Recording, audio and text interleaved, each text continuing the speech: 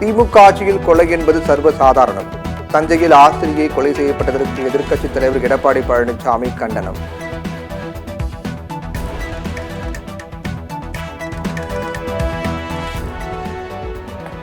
மதுரை அரிட்டாப்பட்டியில் சுரங்கம் அமைக்க வேதாந்தா நிறுவனம் இதுவரை விண்ணப்பிக்கவில்லை. டங்ஸ்டன் சுரங்கம் அமைக்க மத்திய அரசு அனுமதி அளித்ததாக செய்தி வெளியான நிலையில் தமிழக அரசு விளக்கம்.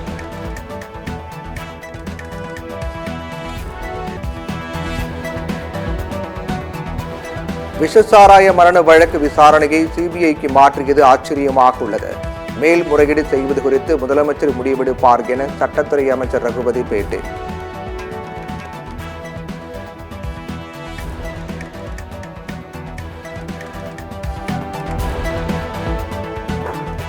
தஞ்சையில் ஆசிரியை கொலை சம்பவத்தில் தொடர்புடையவர் மீது கடும் நடவடிக்கை எடுக்கப்படும். ஆசிரியை ரமணி மீதான தாக்குதலுக்கு பள்ளிக் கல்வித்துறை அமைச்சர் அன்பில் மகேஷ் கடும் கண்டனம்.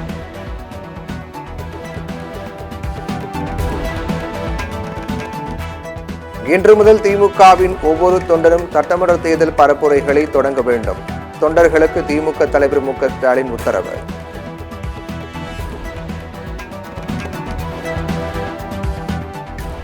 இந்தியை திணிக்கும் மத்திய அரசை கண்டித்து திமுக உயர்நிலை குழு கூட்டத்தில் தீர்மானம்.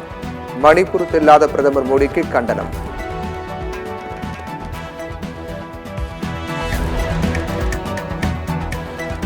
கள்ளக்குறிச்சி விஷசாராய மரணம் தொடர்பான வழக்கு சிபிஐக்கு மாற்றம்.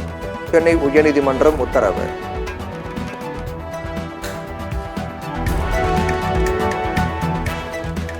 கடல் பகுதி வழியாக பயங்கரவாதிகள் ஊடுருவை தடுக்க தீவிர பாதுகாப்பு. தமிழகம் முழுவதும் கடலோரங்களில் சி விஜில் பாதுகாப்பு ஒத்திகை.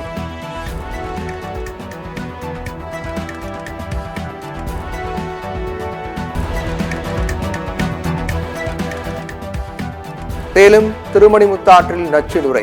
சாயப்பட்டறைகள் மீது உரிய நடவடிக்கை எடுக்க வேண்டும் என கோரிக்கை.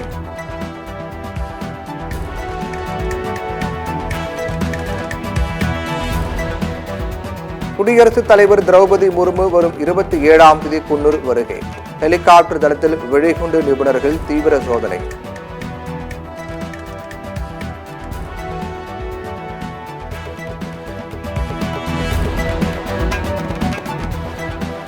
ஆத்தூர் அரசு மருத்துவமனையில் குடும்ப கட்டுப்பாடு சிகிச்சை செய்து கொண்ட பெண் உயிரிழந்த சம்பவம். சேலம் மாவட்ட ஆட்சியர் அலுவலகத்தை முற்றுகையிட்டு உறவினர்கள் 2வது நாளாக போராட்டம்.